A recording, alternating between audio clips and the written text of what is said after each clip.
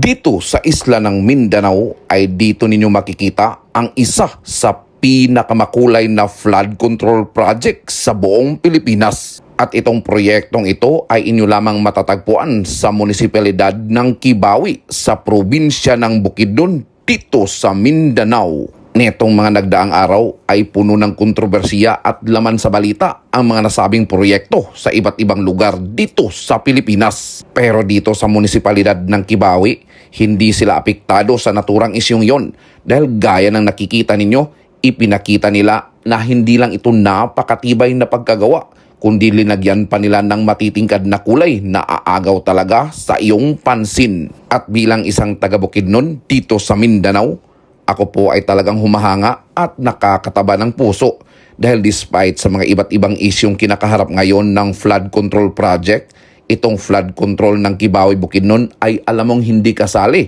sa mga proyektong hindi napakinabangan ng taong bayan. At kung umabot ka naman sa punto ng video nating ito ay pakicomment naman kung taga saan kayo para ating malaman kung saan umabot ang kwento nating ito.